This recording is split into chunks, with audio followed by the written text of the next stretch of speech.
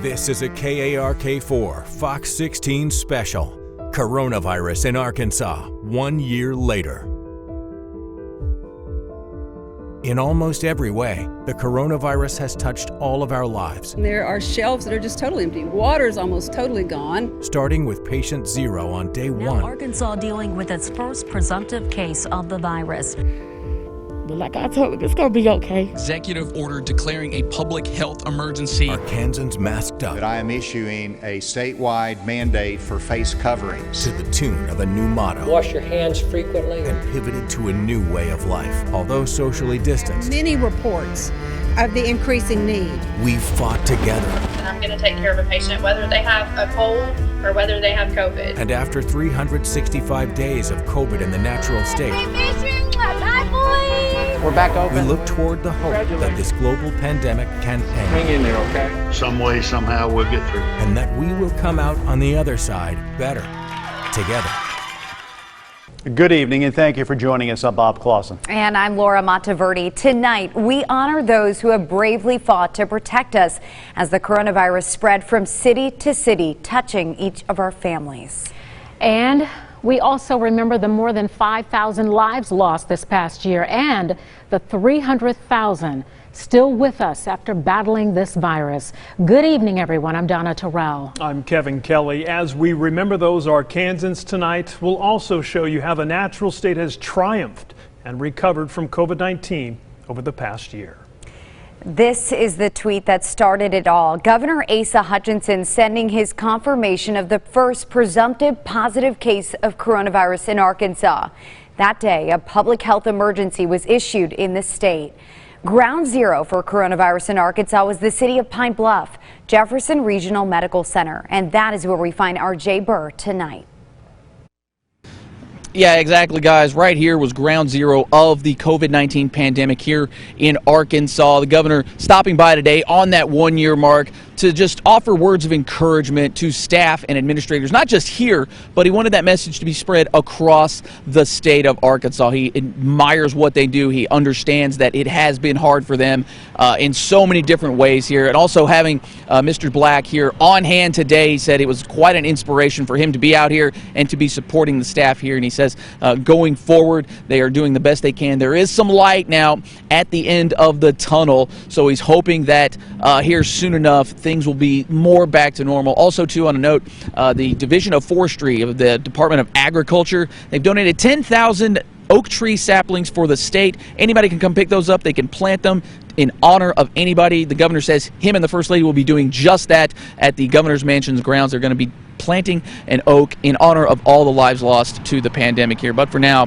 from the Jefferson Regional Medical Center here, I'm Jay Burr. A year ago, the first COVID-19 patient. He was called Patient 0 and his name James Black. I was there the night he was released from the hospital, wheeled out on a gurney. He had been in ICU and on a ventilator and was being sent to a rehab facility to get his strength back. It took him 3.5 months to get better, and he still has residual effects from this virus. Thing you used to do, you can't do no more, you know. I still have little problems, you know, still get tired kind of fast. I have a problem with breathing sometimes, but, you know, I just take day for granted, you know, because it can happen to anybody. Well, James Black was the special guest at JRMC today. The hospital gave him an emotional tribute. Very glad that we're able to help through his recovery, and many others did the same way. Dr. Ali Al-Nashif was one of James Black's physicians. He told me he never imagined Arkansas's first COVID case would land at JRMC. And it was the beginning of what would become a long, stressful year. The hospital near capacity at many times with COVID patients. And even though he and his team of doctors and nurses have many success stories, they also lost some patients. It was very tough. Emotionally, it was very tough on everybody. I've been doing this for 20 years, but never seen something like this, and hopefully we'll never see something like this anymore. During the height of the COVID cases, I'm told JRMC many times had over 30 COVID patients and couldn't accept any more patients in the ICU. They told me today they only have 8 COVID patients, and only 3 of them are in the ICU. And James Black is now one of more than 316,000 Arkansans who have recovered from COVID-19. Yeah, he also accounts for one of the more than 327,000 total COVID-19 cases in Arkansas over the past year. In the first days and weeks, there were a few dozen new cases each day. But those numbers went up fast. Daily new cases topped 4,000 on New Year's Day. Tonight, that daily count is going down. That's some good news, along with active cases, hospitalizations, and even deaths. Taking a look at the state as it looks right now, Pulaski County, Benton County, and Washington County remain in the red, meaning they have the most cases, more than 25,000 each, with Pulaski County coming in with nearly 40,000. As the COVID storm swirled, it was easy to lose perspective while watching all of those numbers, but those numbers represent more than a trend, a curve we tried to flatten. Many of us see those numbers and we see someone we know or knew before the virus took them. For many of us, COVID became an unwelcome, unwanted intruder into our homes and our bodies the day we became a number.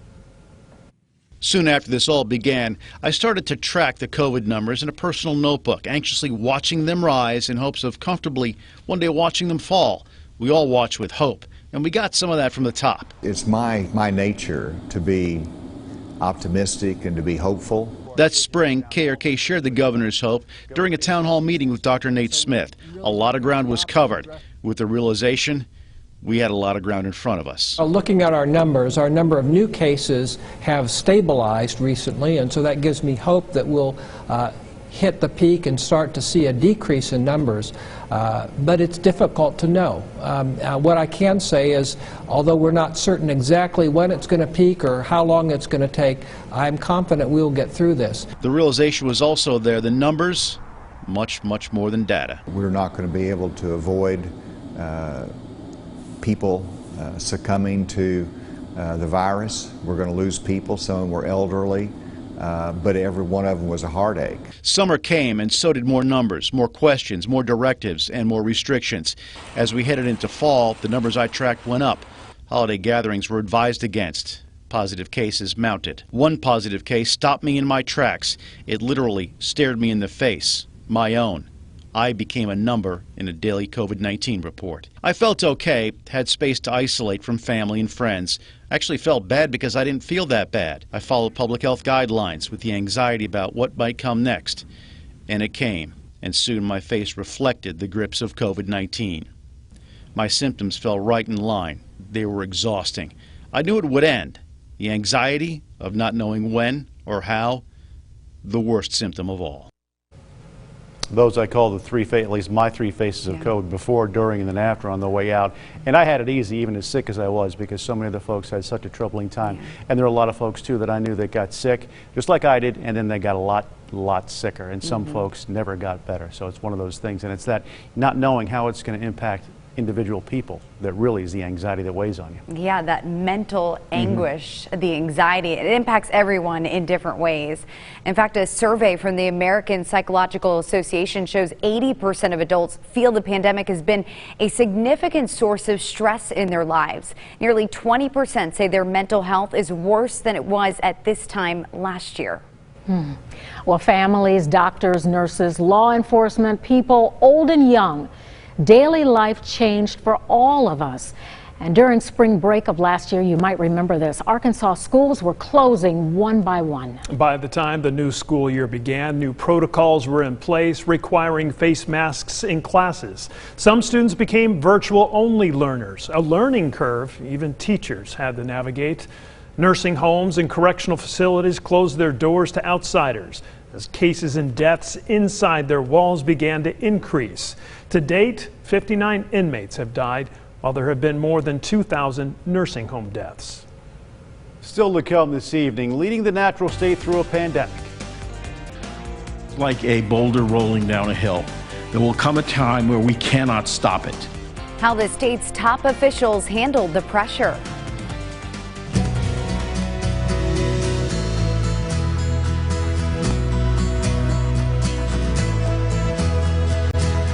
Virus in Arkansas 1 year later. this is a serious situation. We're going to need to make some pretty dramatic changes to our lives in the short term.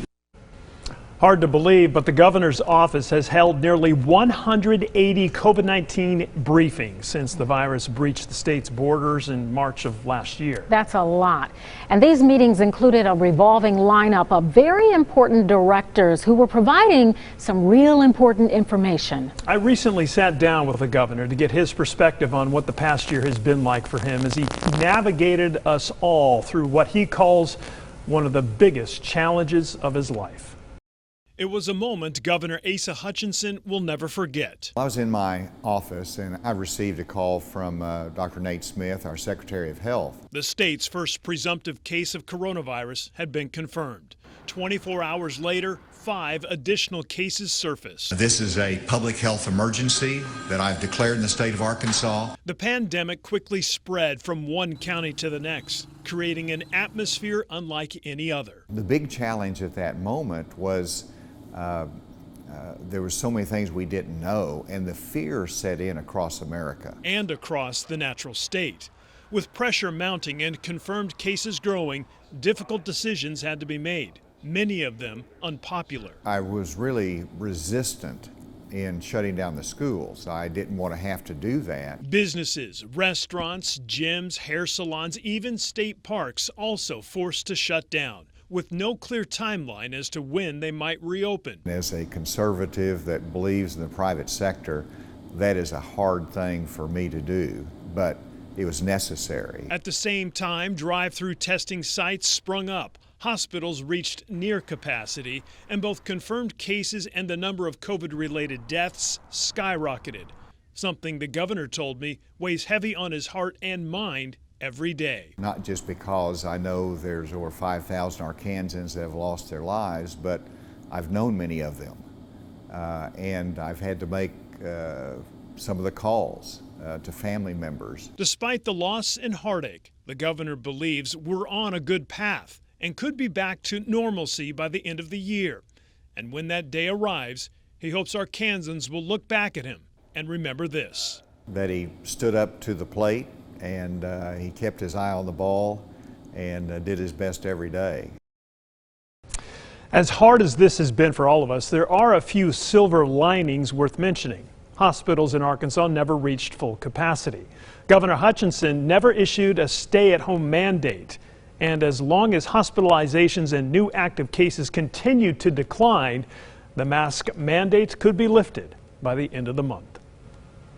Through this challenging year, several of the state's top medical minds have led the way in slowing the spread of COVID-19. 2 names that have become synonymous with the Arkansas Department of Health, Dr. Nate Smith. And the man who stepped into his shoes, Dr. Jose Romero. When we started, we didn't have the capacity at all. We had to send our specimens off to the CDC. Within a week or 2, we were doing a handful of tests. And now we're able to do close to 4,000 tests a day.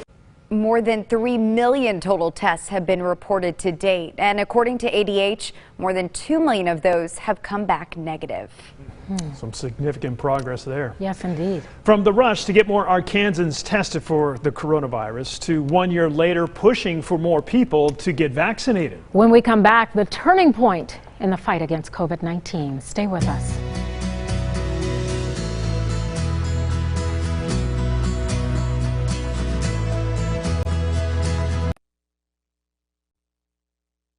Coronavirus in Arkansas, 1 year later. An online interactive dashboard shows the state's progress in the past year from testing to vaccines. In just 3 months, nearly 500,000 Arkansans have received at least their first dose, and at least 280,000 are fully immunized. But you know, Laura, there is growing concern that some of those vaccines are ending up in the trash. Yeah, reports across the country point to thousands of wasted doses. Our Susan L. Corey takes a closer look at what's happening with those doses right here in Arkansas. Well, if you go by the numbers, Arkansas seems to be ahead of the curve. In about 3 months, just over 200 usable doses were thrown out. In a matter of seconds, Okay. A moment a year in the making is over. Easy as pie. William West has his first dose of the COVID-19 vaccine. The sooner we get this out of the way, the sooner we can think about planning for the future. His thought echoed by many at Kavanaugh Pharmacy's vaccine clinic. If I can get one more person vaccinated, I know I've just changed their life. First or second shot? While people line up outside the Little Rock shop, this back room is where pharmacists know every last drop counts. The first vial I drew up, it felt like liquid gold. And it shows in their record. So far, they haven't thrown out a usable dose. We're going to get it in somebody's arm. They're not alone. The Arkansas Department of Health tracks unused vaccines. Since the first dose last September, 231 doses have been thrown out. Considering the number of vaccines that have made it into arms, that equals a less than 1% chance of a dose ending up in the trash. We can really quickly find somebody that meets the criteria. This is your vaccine record card. At Westside Pharmacy in Benton, they have no waste down to a science with just a couple extra doses a week. We'll stay late, we'll wait on you, do what we need to do, bring it to your house. Promising to keep working overtime so shots get in the arms of those who need them most. When you think about getting hundreds of millions of people vaccinated, you know, it doesn't sound like much. Like West, who leaves with new protection and perspective. But every person that doesn't get vaccinated could put not only themselves, but somebody else at risk. Both pharmacists tell me a big issue has been tons of calls from people trying to get on a waiting list for extra doses. Neither keep that and say they pull from people who are eligible, which is easier to find now that the state has opened up more tiers. Back to you. Susan, thanks very much. Still to come this evening, turning the tide on an uphill battle. We finally have a light at the end of the tunnel. How even when the pandemic seemed to be at its darkest, the spirit of Arkansans shined through.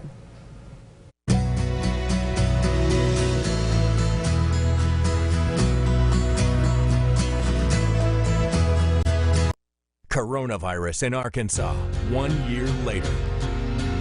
Finally tonight, a different meaning for the word positive.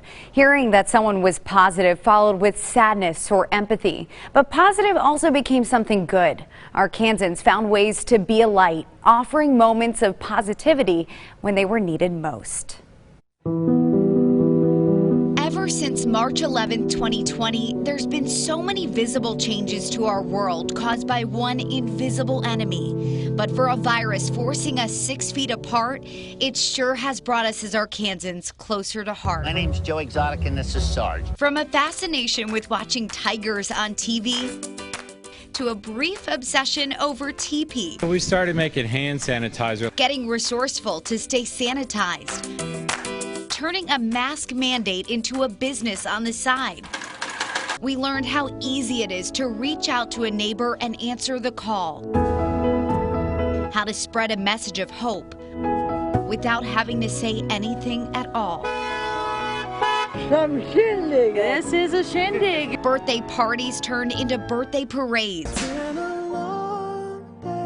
Viral TikTok celebrations replacing the graduation stage. Conversations with our loved ones over FaceTime and Zoom. Teachers and students adapting to lessons outside the classroom. Friendships forming that may have otherwise not. Next thing you know, we're playing tic-tac-toe. Like a mailman and a boy playing a game of tic-tac-toe on his stop.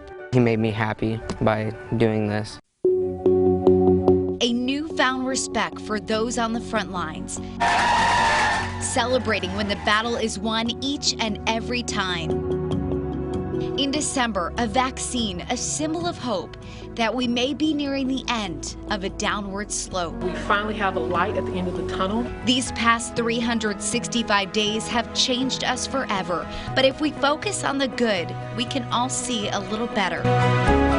That this year, while it's been difficult, no doubt, has brought us together in more ways than we can count. During all of this, we look back and we see so much of the negative, but there were a lot of positive moments too. You've got to do your best to pull the positive out of this. Yeah, it's even brought all of us closer together. Yeah, still 6 feet. We're getting closer. We're maintaining our distance, though. We're getting closer, though. That's true. That's I remember all the days working from home and, you know, all the Yeah. changes that we've been through. And now we've come to this point of having a vaccine. And there certainly is hope. I mean, don't you feel like there's hope now? Yes. We've gone through 365 days and here we are on the verge of eventually being able to take the mask off. Yeah, we're getting there. One day. Yeah. For Bob, Laura, Donna, and myself, thank you so much for joining us this evening. Have a great night, everyone, and stay safe.